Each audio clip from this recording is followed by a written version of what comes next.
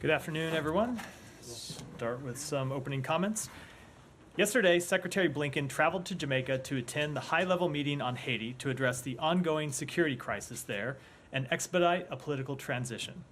The meeting in Jamaica was the culmination of months of intensive engagement with and among more than 39 Haitian stakeholders representing civil society, the private sector, political parties, and interfaith groups, as well as international partners, to bring an end to the violence and political stalemate plaguing Haiti. The Secretary thanks CARICOM for the key role played in this process, particularly Jamaica's Prime Minister Holness for his leadership on Haiti and for hosting the meeting, Guyanese President Ali, current chair of CARICOM, Barbados Prime Minister Motley, and members of the CARICOM Eminent Persons Group for helping to facilitate consensus. We welcome yesterday's announcement of a transitional governance structure in Haiti, which paves the way for a peaceful transition of power, continuity of governance, an action plan for near-term security, including the deployment of a multinational security support mission, and a pathway to free and fair elections. We commend Prime Minister Henry for his statesmanship in putting his country first and agreeing to step down when the Transitional Presidential Council is established. His decision comes at a critical point for the Haitian people. The Secretary also thanks our international partners, Brazil, Canada, Mexico, France, and the UN for facilitating and supporting the meeting. During the meeting, Secretary Blinken announced an additional $33 million in humanitarian assistance for the people of Haiti, as well as an additional $100 million for the multinational security support mission. These are important first steps to achieving free and fair elections and providing the peace and security the Haitian people deserve. We recognize there is a great deal of work that remains to be done, and the United States is committed to continuing to support the people of Haiti. With that, Matt. Okay, thank you. So when exactly is this transitional council going to be formed? So under the terms of the agreement that was announced yesterday, we expect that the members of the Transitional Council will be appointed in the next 24 to 48 hours, and then they will take the step to appoint an interim prime minister in the near future after that. So when will Henry actually resign? Our expectation is that he would resign upon appointment of an interim prime minister. So the Transitional Council will be appointed first, then they will deliberate and appoint an interim prime minister. He would remain the prime minister until such point as there's an interim prime minister who takes the position. Is there any expectation that a transitional council, the membership of a transitional council will be agreed on anytime soon? And two, once it is, if it ever is, that they will be able to agree on a candidate for... So we expect that the members of the Presidential Transition Council will be appointed in the next 24 to 48 hours. That should happen in very short order. Yeah. And then I can't put a timeline on the appointment of an interim prime minister except to say that we expect it to happen in the near future. And this was the subject of conversation among Haitian stakeholders, including representatives of the organizations who will designate members to the Presidential Council and CARICOM. And it was the broad agreement among everyone, both the Haitian stakeholders and international stakeholders, that they would come to an agreement of an interim prime minister in the very near future. I don't know exactly when that will be, but we do expect it to happen without further delay. Do you guys have a deadline for when he has to step down, and maybe not in terms of when he steps down, but when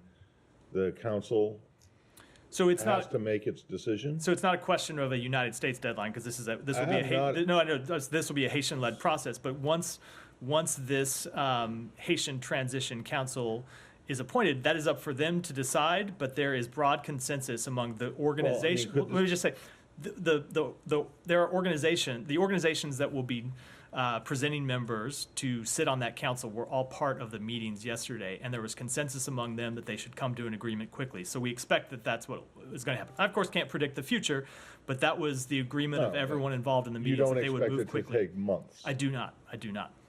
Okay, and then in terms of what the U.S. is prepared to do to support both the humanitarian situation on the ground, you said the $33 million, then there was another $100 million for the MSSF,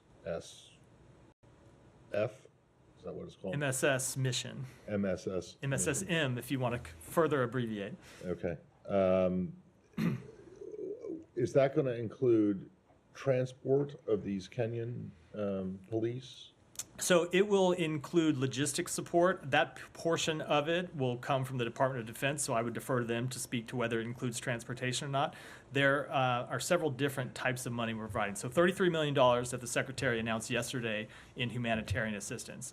There is, on top of that, $300 million that we have announced in support for the multinational security support mission. $200 million of that comes from the Pentagon. It will come in the form of equipment and other logistics support, and they can speak to that. And then there's $100 million that will come from the State Department that we've been in consultation with Congress about. Okay, last thing from me on this is, there have been concerns, fears that the situation is so out of control that it could result in a major influx of migrants, of people seeking to leave, including coming to the United States. This is a situation that we've seen unfold before over the course of the last 30 years or so.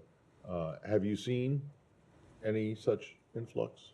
I do not have the latest. I would really defer to DHS to talk about the latest status of influx of migrants. But certainly we have seen a very unstable security situation, and we know that what often happens when you have an unstable security situation, as you reference in the question, is an increase in people attempting to flee the country and leave to other places. That's not the only reason. It's not even the main reason why we want to establish security in Haiti.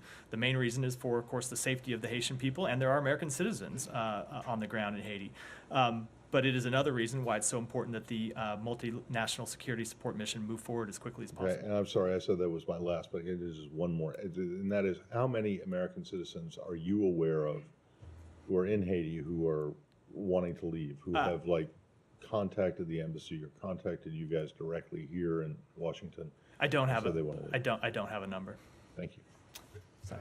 Go ahead. Just to follow up on the multinational security support mission. There's some reporting out of Kenya that they are pausing moving forward with sending those troops, given the political sort of uncertainty. Are you concerned that that's going to delay this even further? This has already taken a long time to get going. So we would be concerned, of course, about any delay, but we don't think that there will need to be a delay. If you look at what the Kenyan government said in its statement, is that they have to have a government with which to collaborate, which has been an important part of their understanding. It's a perfectly natural thing to expect, that they want to know that there's a government that can host them, that can make a request for them to deploy a mission. So right now, as you wait for the appointment of a presidential transition council, which would appoint then a new government, a new prime minister, I think that's an appropriate step for the Kenyan government to take. But we think those are steps that will happen, as I said, in the very near future, and that would pave the way for this mission to go forward without delay. And in the meantime, are you confident that the Haitian police can maintain control of ports and airports that obviously would be needed for the mission to get in? I'm not going to make any predictions because obviously it is a very tense situation on the ground, and we've seen a degradation of the security environment, not just over the past months, but over the very recent days, just over the past week. But obviously that will be our aim, is to get that mission deployed as safely and as quickly as possible. And I guess finally, I think there's, in terms of that money, the money that you mentioned, how much has the US actually put any money into? I think there's a UN sort of fund. The UN is holding money to then go into the mission. Has the US sort of transferred any money yet? So you're getting into a level of accounting detail that is probably beyond what I have at the top of my head, but I know that of the $100 million that's coming from the State Department, we have notified $50 million of it to Congress.